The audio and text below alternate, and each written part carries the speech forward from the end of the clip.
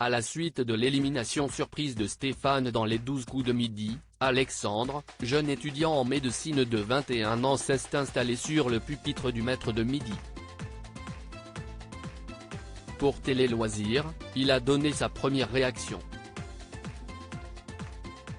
Un nouveau chapitre s'ouvre dans les 12 coups de midi.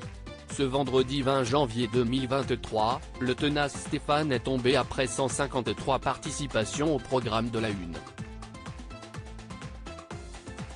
Le 5e plus grand maître de l'histoire du jeu cède sa place à Alexandre, jeune étudiant en médecine de 21 ans. Originaire de Port-des-Barques en Charente, le candidat a réussi à remporter la manche du coup de maître face à Sarah, responsable de la chute du désormais ex-grand champion du jeu de TF1. Pour Télé Loisirs, Alexandre est revenu sans complexe sur sa victoire du jour et sur son nouveau statut de champion de Jean-Luc Reichmann. Jean-Luc Reichmann m'a repéré dans le public virtuel Télé Loisirs. Pour quelle raison avez-vous passé le casting des 12 coups de midi? Alexandre, deux amis à moi sont passés dans l'émission début septembre.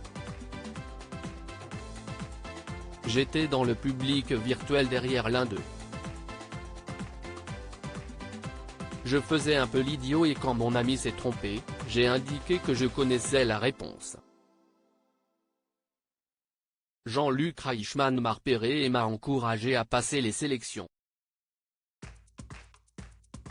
Je me suis dit que ça pouvait être drôle. Suivez-vous l'émission à la télévision? Je connais les 12 coups de midi depuis que je suis tout petit. Je regardais déjà Attention à la marche à l'époque.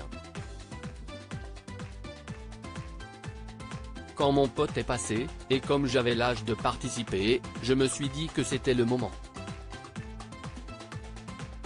Et puis, quand je regardais l'émission, je me disais toujours que j'avais les réponses, rire. Quelles sont vos ambitions en entrant dans le jeu? Je m'étais fixé comme objectif de ne pas perdre au premier tour. Devenir maître de midi n'était même pas dans mes plans. Je voulais juste ne pas être ridicule et prendre du plaisir sur le plateau du jeu.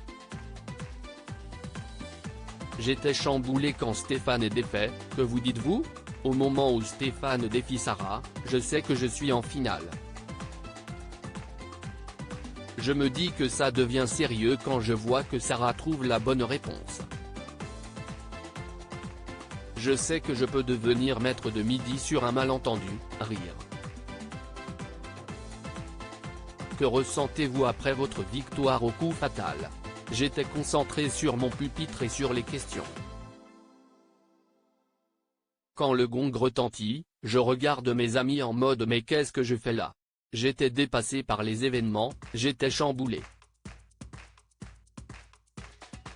Quand je me présente face à Jean-Luc pour le coup de maître, je me demande encore ce que je fais là. Je suis ailleurs, c'est pour ça que je me plante sur des questions faciles, rire. Vous étiez-vous préparé à faire face à l'étoile mystérieuse? Pour tout vous dire, avant l'émission, un brief est à notre disposition avec les noms des personnalités déjà proposées pour l'étoile mystérieuse. Je ne l'avais même pas lu, rire.